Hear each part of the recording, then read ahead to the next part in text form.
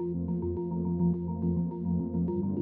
name is Cecilia Correia. I'm a senior solution manager at Bentley Systems on our industry solution group team on water. I have worked in the water field for already 20 years now. I have had many roles and responsibilities along from governmental river basin administration to engineering consultant, but also water utility and software providers for water solutions, as I am now at the Bentley system. And one of my main focus is on the digital solutions and partnerships, because one of the things that I really enjoy is to empower water utilities and, go into the discussions about how can we actually be more efficient, more resilient and water-wise, and how can we actually develop these solutions to really make solutions that are fit for purpose so that utilities, organizations, cities can make use of them.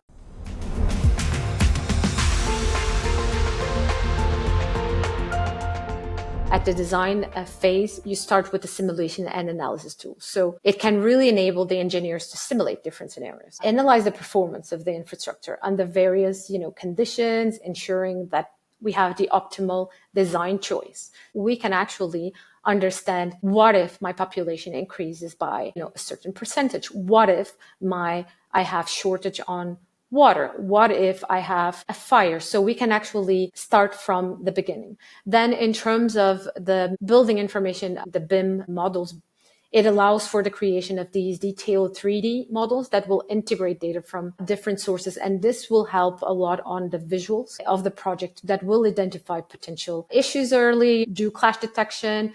But during build or construction phase, we have the project planning and coordination solutions. And these digital project management tools will help on the scheduling, on the resource allocation, but also tracking progress in real time. This will ensure that the projects will stay on time and also within a budget. It can incorporate information from drones, site surveys, inspections. Then we have the operation and maintenance phase. And if all the other phases were done properly, all of them will already constitute the basis for this operation and maintenance phase. So asset information management is really key for the way that we manage the system. A system is a combination of assets. And so we have the tools that will help track the condition, performance of infrastructure's assets, enabling very targeted and predictive maintenance for reducing, for example, downtime. In terms of smart infrastructure, by integrating sensors and IoT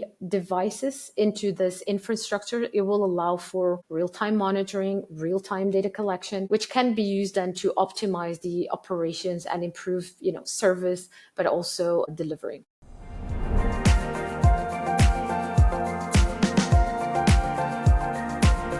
Bentley Solutions, we cover a full range of tools for the full cycle of water infrastructure, from design to construction, operation, and also maintenance.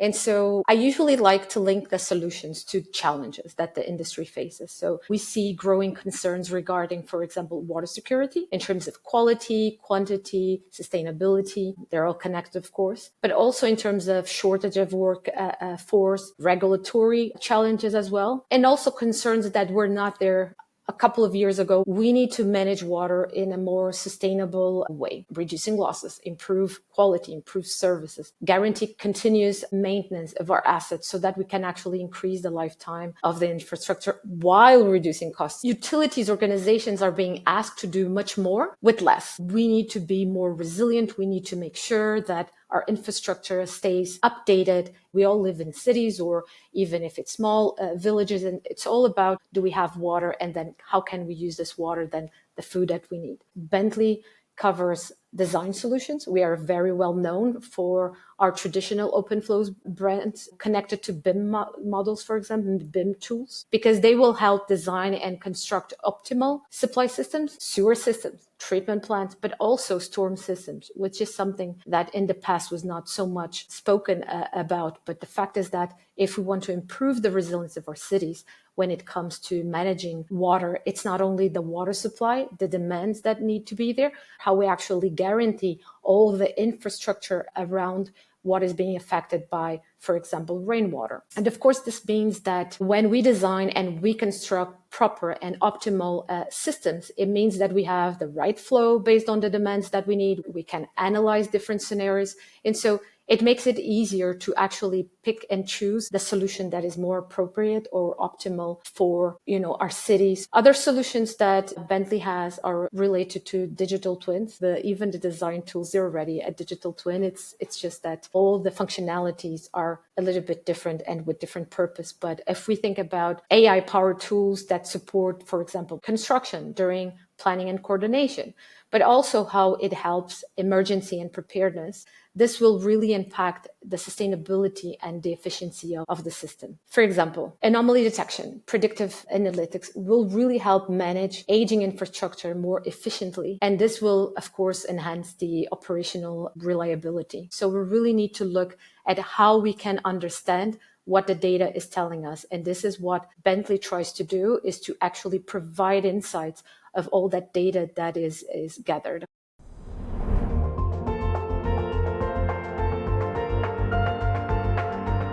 It really starts from the beginning when you design, right? So when utilities, they need a new system in place, they need to design a new treatment plan. If you use tools that can actually design optimal infrastructure models, you can actually simulate these systems in an integrated way so that you can actually choose the one that will improve the resilience of your infrastructure. One of the things that is important to really extend the lifetime of the water infrastructure is move from a reactive to a more predictive or proactive maintenance, right? You need to do a management that is based on predicting and analyzing future scenarios. And when you use advanced AI powered analytics and predictive modeling, it allows organizations, cities to really anticipate and prevent failure. So we're moving from a very costly reactive maintenance to a very proactive and more optimized operation, so that you can actually use the right people where you need and not, making use of them where it is not necessary. I talked before about digital twins. The reason why the digital twins are so important when it comes to, I would say, extend the life of the water infrastructure is because the digital twins, as they're creating replicas of the physical water system, it allows the operator to actually simulate and analyze some of the scenarios, like what happens is if I do this, if I turn this on or off, or what is the limit of my system? If I don't pump water during the night and pump when I have cheaper energy because I'm producing, will I be able to actually supply my. So it helps in optimizing, the performance. Plan maintenance, because if they can actually plan this in advance, then they can take better decisions when it comes to the scheduling that they need to do. And also because they use historical data on these predictive models, operators can actually develop very robust contingency plans. And of course, this means integrated asset information manager, combining all this data that comes from various assets and sources like CAD, GIS into a unified platform. It really enhances the decision making and the operation efficiency. And of course, all of this will guarantee, sustainability, efficiency, because these tools can, be used to optimize energy use, reduce carbon footprint. And of course, that this will not only extend the lifetime of the infrastructure, but it will also support the reduction of costs in maintenance, for example.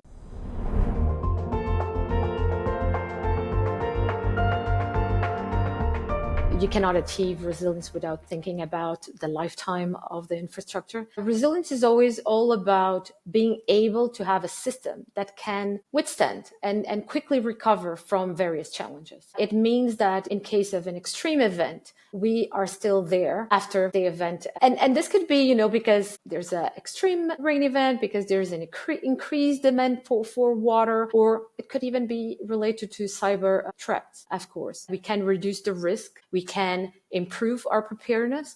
And of course, that technology can help this. Of course, technology can really help this preparedness, which is related to what we spoke before about having a more proactive approach instead of reactive. We spoke before about the digital twins, how they're creating these copies. And so this actually allows them to analyze different types of scenarios and simulate situations. It means that if we can use, for example, predictive analytics, big data analytics, AI and machine learning will really be able to analyze this historical data, understand in real time how we can predict potential, for example, failures, vulnerabilities in terms of the utility infrastructure. This means that the better the utility is, the more prepared it is to actually deal with these things. And since we're talking about digital solutions and how digital can actually help on this, one of the things that, sometimes people talk about cloud solutions, but in reality, cloud solutions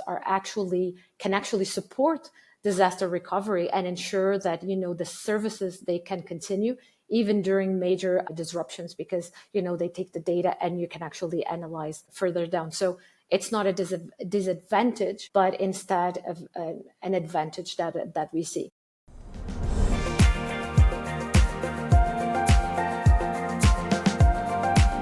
So I'm not sure there's a geography struggling more than the other. There are different regions and cultures, but what we see is that globally and generally, there is a shortage of workers for many different reasons. And we have aging population. In some countries, we have low birth rates that results in shrinking workforce. But there's also a shift between what people want today, and they want to provide services. They don't want to work on the field. We already see these issues coming. We see that technology can be part of the solution, because the use of technology and more AI-driven solutions can attract young talents. Also, we need to think that young people are digital natives, so digital solutions can really make the world more attractive for them, as it will also improve the working conditions. So, if you can have more flexible schedules, then maybe people can feel more attracted to work there, where they can actually have a better balance, where they can do some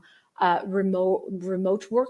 And so I think the use of these digital data can attract. But on the other hand, as they are monitoring in real time, they can really fill the gaps for workforce shortage. If you don't have people to go and do maintenance, maybe you need to use the people that you have in a more efficient way, so you can actually use the people where they're needed, when they are needed, because you have a system that is monitoring the other system that everything is working fine. So I think in the future, we will see not only the use of technology that we already see today, but in terms of automation and robotics. What we see is that we need better connection and interoperability in terms of the real-time control systems, because it can really help alleviate the labor shortage. It's going to take over some repetitive or physically demanding tasks, or even tasks that maybe you don't need a person.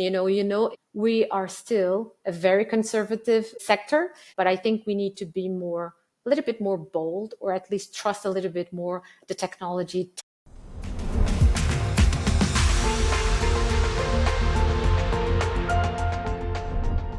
There are many reasons why I'm attending the Global Water Summit this year. The first one is that it is a flagship water sector event of the year, usually with very good industry-leading agendas. It's important to get updates on the latest trends and innovations on the water sector. Of course, you have a lot of global knowledge on this. The roundtables usually are very interesting in a way that we can gain visibility and better insights into the projects. Namely the ones related to the challenges, because, when you have a challenge, you have an opportunity. So what is the challenge and how can we actually solve that from a technological or digital solution side of things? Of course, that, since this is a very global event, it's important to engage in targeted one-to-one conversations and meetings with potential partners, also clients, users that we have, which are very key for the collaboration that we need in the sector. I would say that collaboration is the word that we hear more and more. I used to hear partnerships. Now we hear more collaboration. Maybe it's because partnership implicates some other aspects of things. When we go to events, when we can actually reconnect, meet with like-minded people, we gain motivation, but also inspiration to support our daily work. And so it gives another fuel to actually go and try to develop solutions that can actually tackle the industry's challenges.